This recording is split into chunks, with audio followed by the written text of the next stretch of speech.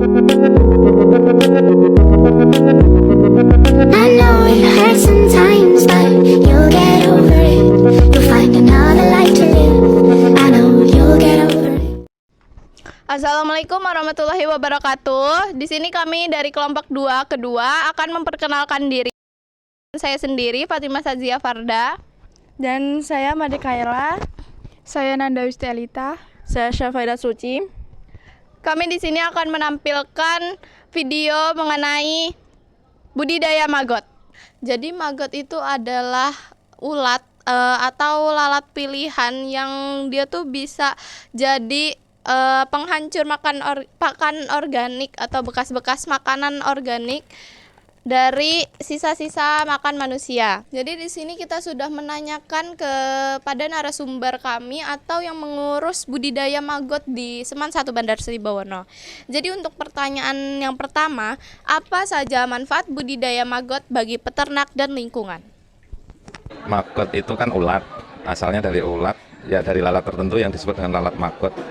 Jadi maggot ini bisa untuk dimanfaatkan sebagai penghancur sisa-sisa sampah, yaitu sampah makanan, sampah daun, ataupun sampah yang lunak atau sampah basah, selain sampah yang anorganik, karena ini nanti bentuknya organik. Jadi pemanfaatannya dipakai untuk penghancur sisa-sisa bahan makanan, dan nanti akan dimakan ulat, dan maggotnya itu bisa dimanfaatkan sebagai bahan nutrisi tambahan makanan. 2. Siapa saja yang dapat menjalankan budidaya maggot? Apakah diperlukan keahlian khusus? Untuk keahlian khusus tidak ada, tapi perlu ketelatenan dan pemahaman, karena maggot ini kan hewan hidup ya. Jadi lalat itu hewan hidup, jadi perlu ada perlakuan khusus. Dalam hal ini adalah pemberian makanan, gitu ya. Makanan itu ya dari sampahnya itu. Jadi untuk keahliannya kita perlu ketelatenan aja, tidak ada keahlian khusus. Yang ketiga, kapan waktu yang tepat untuk memulai panen maggot setelah proses budidaya dimulai? Perkiraan maggotnya sudah bisa dipanen itu kalau sudah berusia sekitar 2 minggu. Itu nanti kita pisahkan maggot yang untuk tambah makanan gizi bagi hewan ternak mungkin atau yang lainnya. Terus ada maggot yang memang diperuntukkan sebagai indukan baru. Jadi ada 2 jenis di sini, harus dipisahkan antara maggot yang disiapkan untuk indukan sama maggot yang untuk bahan nutrisi makanan tambahan.